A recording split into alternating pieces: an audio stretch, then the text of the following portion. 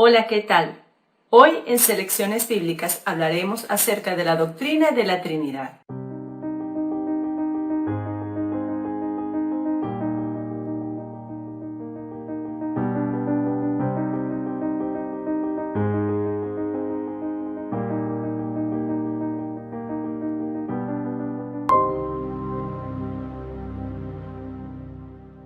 Soy Yafeli Cabaña de Galindo y es mi oración que Dios pueda añadir bendiciones espirituales y materiales a tu vida con la presentación de este video. En los videos anteriores hablamos acerca de Dios, quién es y cómo es. Luego consideramos a Jesucristo como el Mesías, como el Rey, el Profeta, el Sumo Sacerdote y el que venía a perdonar los pecados de su pueblo, el Emmanuel, el Dios con nosotros. En el último hablé acerca del Espíritu Santo, su deidad y sus funciones en relación con Jesús y en relación con el mundo y con los hijos de Dios. Y al considerar cada una de estas doctrinas, de repente uno pudiera pensar, o cualquier persona pudiera pensar, bueno, es que son tres dioses. Y no, justamente para eso hoy estamos considerando esta doctrina. Pero antes de abordarla como tal, es importante considerar varios aspectos. El primero tiene que ver con que la Biblia debe ser interpretada, como lo hablé en el primer video de esta serie, Doctrinas Bíblicas, como una unidad. En segundo lugar, tenemos que recordar, Dios en su revelación, en su autorrevelación, fue haciéndolo de manera progresiva, siendo la culminación de su autorrevelación Jesucristo, así como aparece en Hebreos capítulo 1, versículo del 1 al 3. Además de esto, debemos comprender, en primer lugar, que en el Antiguo Testamento existe un énfasis en la unidad de Dios. Así lo vemos en la ley, cuando Dios le dio a Moisés la ley y el tercer mandamiento, señala que no debe hacerse imagen ni ninguna semejanza ni adorar otra cosa que no fuese a Dios. Además de Deuteronomio capítulo 6, también el Señor ordenó que se repitiese todos los días, los judíos devotos lo debían repetir y repetirlo a sus hijos, lo que se conoce como el Shema. Oye Israel, Jehová nuestro Dios, Jehová uno es, haciendo énfasis a la unidad de Dios. En Isaías, el mismo Dios le dijo, fuera de mí no hay Dios. Habiendo esta énfasis en la unidad, también observamos en el Antiguo Testamento vistazos de la pluralidad de Dios. Lo tenemos, por ejemplo, cuando en Génesis el Señor refirió, hagamos al hombre a nuestra imagen conforme a nuestra semejanza, hablando en términos plurales. Cuando Adán y Eva pecaron, el Señor dijo, ellos son como nosotros conociendo lo bueno y lo malo, allá en Génesis 3. Y también lo vemos cuando las personas estaban edificando la Torre de Babel y el Señor dijo, traigamos confusión, hagamos confusión, hablando en plural. Entonces, hay vistazos de esa pluralidad de Dios. Además que el término Elohim, que aparece en el primer versículo de la Biblia, en el principio creó Dios los cielos y la tierra, es decir, en el principio Elohim creó los cielos y la tierra, esta es una palabra plural.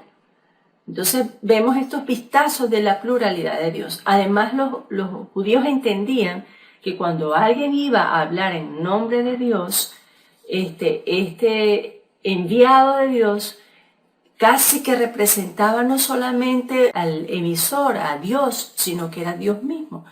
En Isaías capítulo 7, cuando el Señor hizo la promesa, he aquí que la Virgen concebirá y dará a luz un hijo y llamará su nombre Emmanuel, que vemos el cumplimiento en Mateo con Jesús, y también lo vemos en Isaías 9, cuando el Señor dijo, porque un niño nos es nacido, hijo nos es dado, y el principado sobre su hombro, y se llamará su nombre admirable, consejero, Dios fuerte, Padre eterno, príncipe de paz. Entonces aquí vemos otros aspectos de la pluralidad de Dios. Además de esto, vemos también que en el Antiguo Testamento Dios se le presentó a Abraham y le hizo la promesa de que le daría a su descendencia una tierra. También se le presentó a Jacob, y Jacob, cuando huía de su hermano, Le dijo, es casa de Dios, puerta del cielo. Y Jacob entendió que era Jehová. También se le mostró, se le presentó a Moisés cuando estaba en la zarza con el nombre de Jehová, ahí en el capítulo 3 de Éxodo. Y dijo que ese va a ser su nombre. Entonces vemos aquí el primer aspecto, Dios se dio a conocer a sí mismo con el nombre de Jehová. También él enviaba a el ángel de Jehová y ellos lo entendían no solamente como un emisario, una persona enviada por Dios, sino que para cuando se estudia bien la Biblia, los teólogos señalan, el ángel de Jehová es un tipo de Jesucristo preencarnado, porque él era enviado de parte de Dios para cumplir misiones particulares. Por ejemplo, se le presentó a Agar cuando ésta huía de Sara.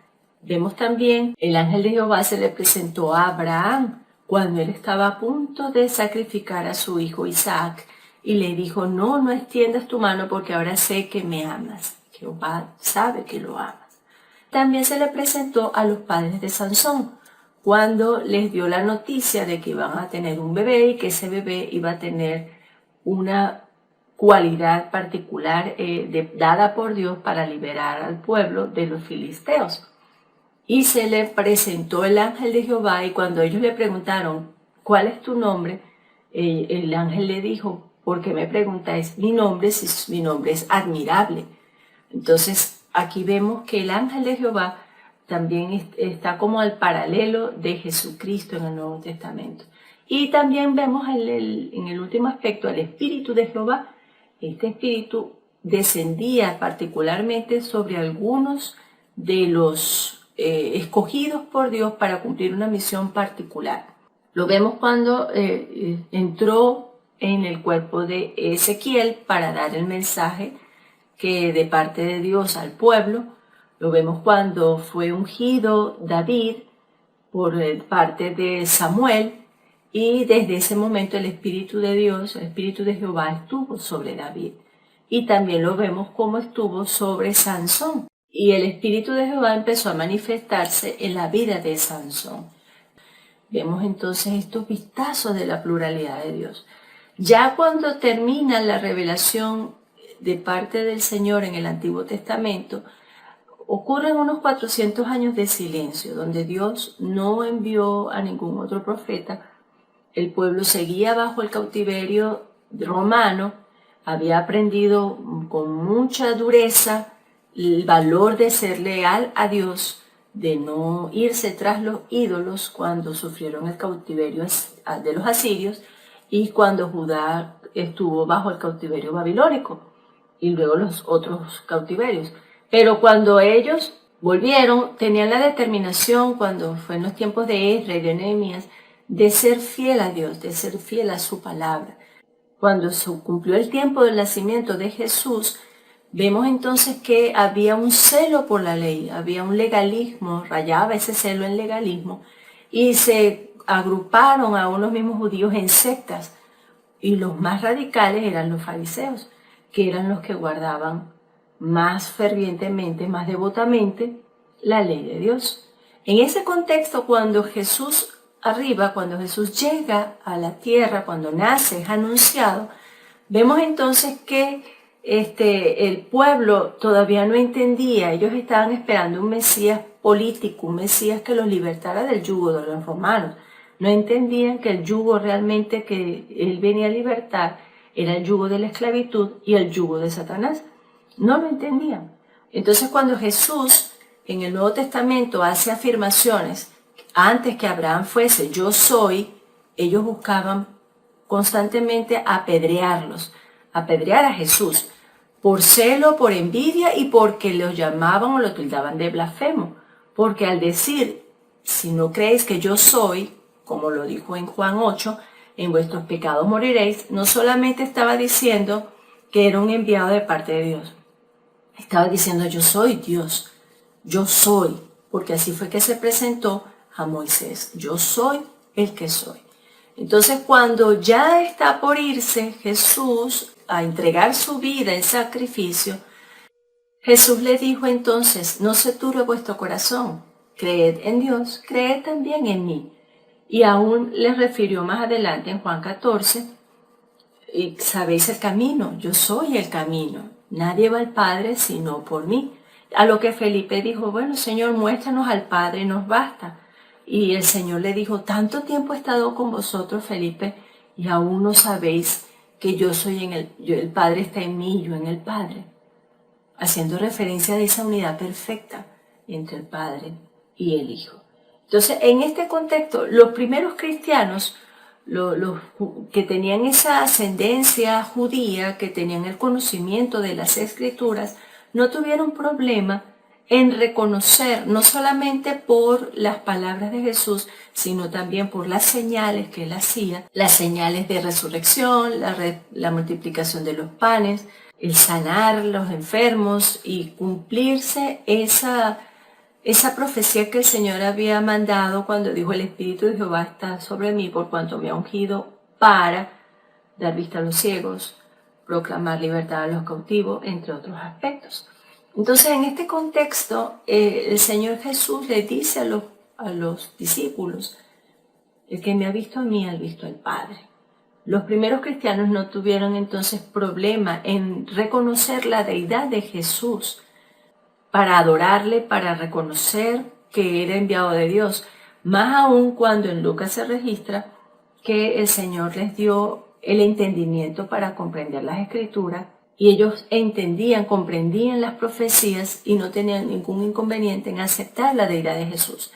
Ya cuando empieza a propagarse la fe cristiana, y no solamente creen judíos, sino que también se añaden a la lista los griegos y gentiles, estos no tenían un trasfondo del Antiguo Testamento, a lo que entonces surgían interrogantes. ¿Cómo es que Jesús, siendo Dios, se hizo hombre? Pedro contestó con la segunda carta que él escribió, la segunda carta universal, y Juan, el evangelista, contestó, dio respuesta también a estas herejías que se estaban empezando a levantar en medio de la iglesia en la primera carta que él escribió. Para los primeros cristianos no hubo problemas. Luego que se extendió fue que empezó las interrogantes, cómo razonar la fe. Para el segundo siglo, cuando los cristianos todavía seguían siendo perseguidos, entonces es cuando surgen estas interrogantes y intentando de dar respuestas y de comprender la pluralidad de Dios. Entonces, cuando surge en el segundo siglo la doctrina de la Trinidad.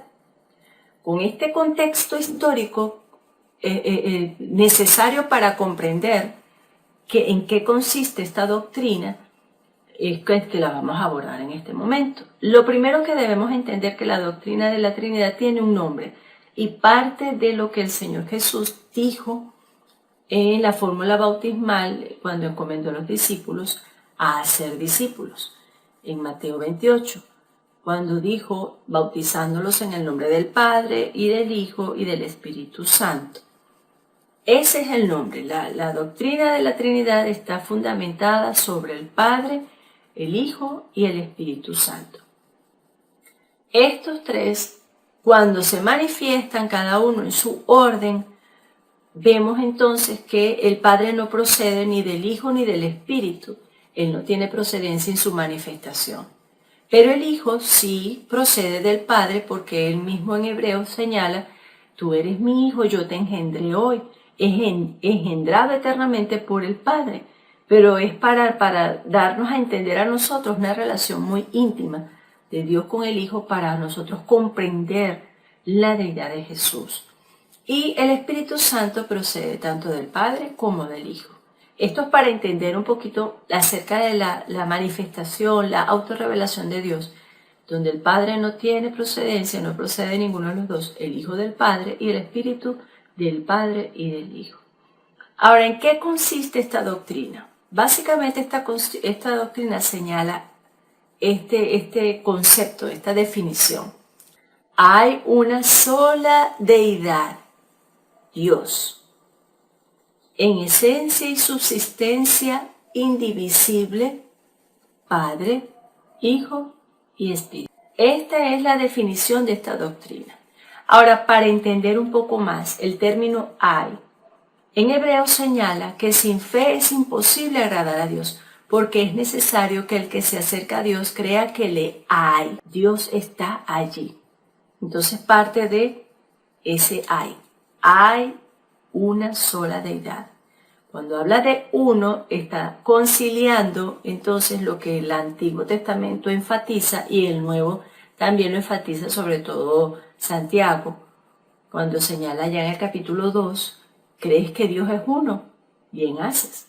Los demonios creen y tiemblan, hay un solo Dios. La palabra esencia tiene que ver entonces con quién es Dios, con sus atributos de santidad. Cuando Jesús oró, le dijo al Padre en Juan 17, Padre Santo.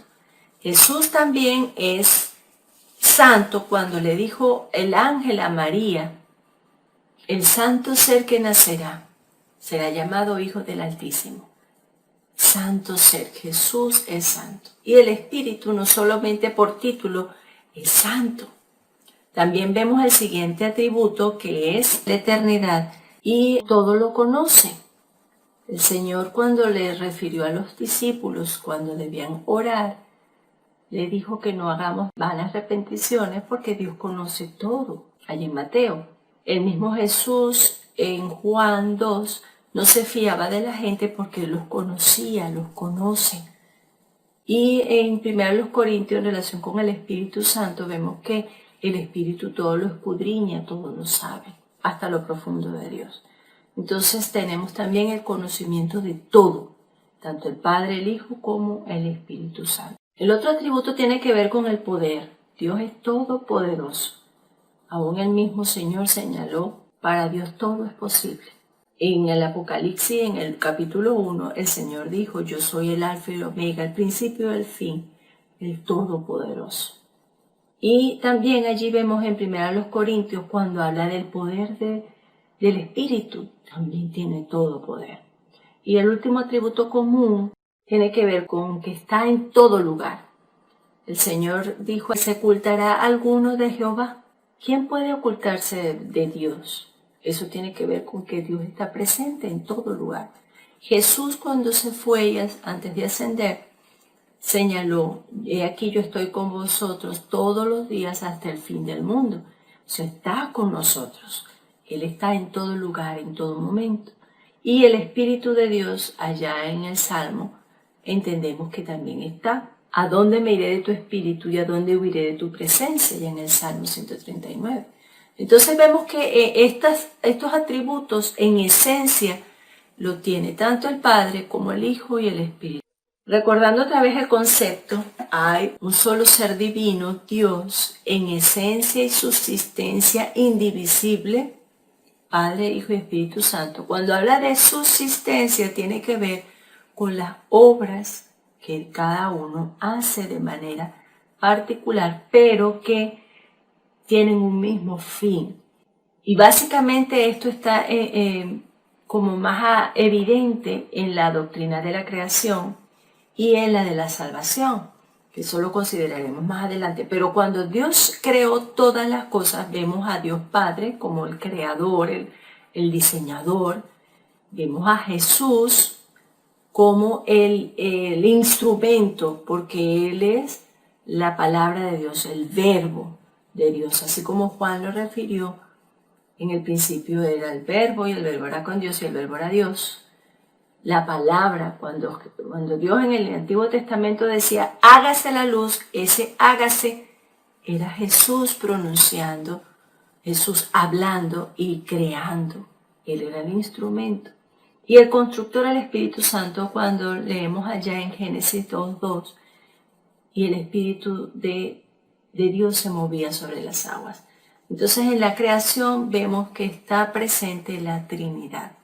Y en la salvación, esto es tan hermoso y importante, vemos al Padre atrayendo a las personas, eligiendo a las personas, todas las personas, no es que a unos sí, a otros no. Elige a toda la humanidad porque Dios no hace excepción de personas, los lleva a Jesús, el Espíritu Santo los convence de sus pecados, cuando estos se dejan convencer del Espíritu Santo, el Señor los perdona, les perdona sus pecados, el Espíritu Santo los regenera porque Dios los engendra para que sean llamados hijos de Dios.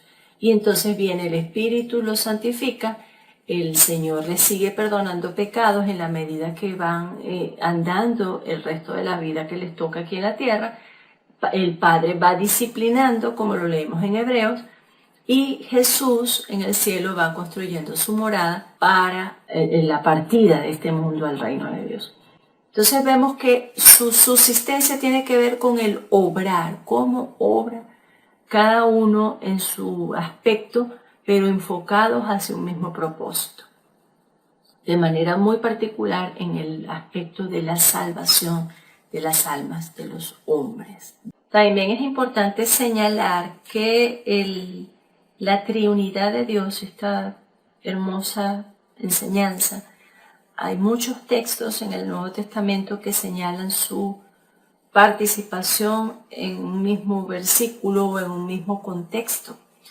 Por ejemplo, en Mateo vemos cuando Jesús fue bautizado, el Padre pronuncia las palabras, este es mi Hijo amado, en quien tengo complacencia, y el Espíritu Santo desciende como de paloma, en forma corporal como de paloma, sobre Jesús.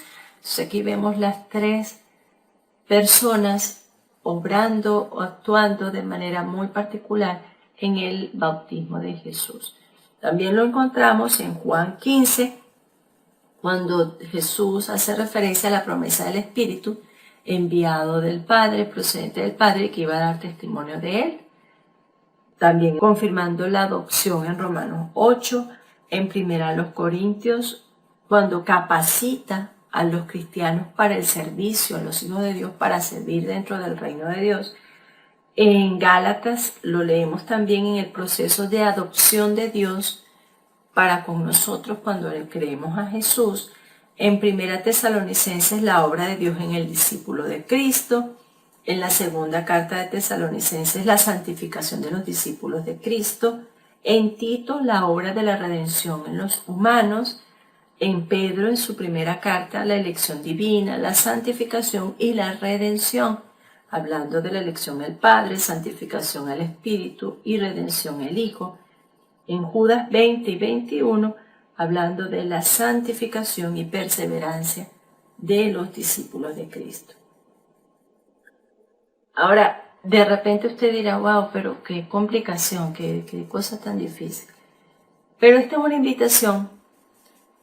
El Señor Dios nos deja esta invitación. En Jeremías, por ejemplo, él mismo refirió, dejó escrito, no se alabe el rico en su riqueza, ni el fuerte en su fortaleza, en su vigor, ni el sabio en su sabiduría, sino que el que se hubiere de alabar, que se alabe por entender y conocer que Él es Jehová, que hace misericordia, justicia y juicio en la tierra. Entonces, Él está dando una invitación a entenderlo y a conocerlo. Obviamente, tenemos que hacerlo con fe. Llega un punto en que esto supera la razón. No porque no sea comprensible, sino porque nosotros tenemos una limitante humana, somos humanos y Dios es divino. Y no podemos comprender, porque si llegásemos a comprender toda la plenitud de Dios, entonces seríamos dioses. Y no es la idea, porque Dios, Él es Dios, no hay otro como Él. Hablando en términos de que Él es único. Entonces, Él nos ha dejado esto, pero tan importante es esta doctrina, porque esta doctrina nos invita a entender que si la creemos, la aceptamos, y la atesoramos en nuestros corazones, estamos en la verdadera fe. En Primera de Juan, el Señor, y guiando al apóstol Juan, señaló que este es el Espíritu de Dios, hablando de que se levantarían falsos maestros, falsos profetas, pero para uno entender quién está en la verdad, quién es el verdadero, quién viene por el Espíritu de Dios, es aquel que ha reconocido que Jesús es el Cristo, que es el Mesías, reconoce y acepta su deidad, no la rebaja ni la pone por encima. Los tres están en la misma valor de importancia, porque los tres en esencia y en subsistencia tienen una misma posición. Entonces dice que cuando una persona acepta que Cristo es el Mesías, que Jesús es el Mesías, viene de Dios. Entonces ese versículo no solamente nos habla de la Trinidad, hablando del Espíritu de Dios, de Jesús como Mesías y de Dios, sino que esa es la prueba de que estamos en la verdadera fe.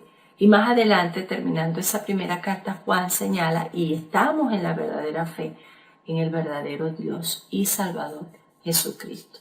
Entonces, qué valioso, qué importante. ¿Qué nos toca a nosotros?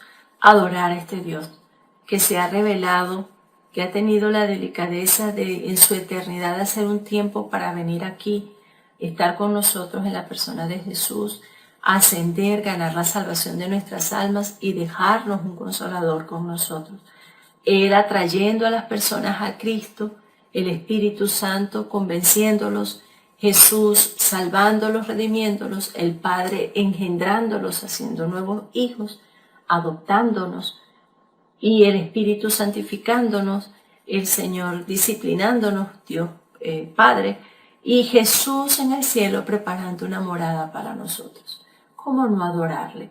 Por eso es que Pablo ya en Efesios 3, desde el 14, por esta causa doblo mis rodillas ante el Padre de nuestro Señor Jesucristo, de quien toma nombre toda familia en los cielos y en la tierra, para que os dé, conforme a las riquezas de su gloria, el ser fortalecidos con poder en el hombre interior por su Espíritu, para que habite Cristo por la fe en vuestros corazones, a fin de que arraigados y cimentados en amor, seáis plenamente capaces de comprender con todos los santos cuál sea la anchura, la longitud, la profundidad y la altura, y de conocer el amor de Cristo que excede a todo conocimiento, para que seáis llenos de toda la plenitud de Dios.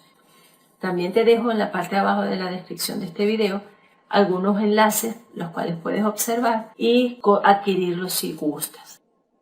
Es mi oración que Dios te bendiga.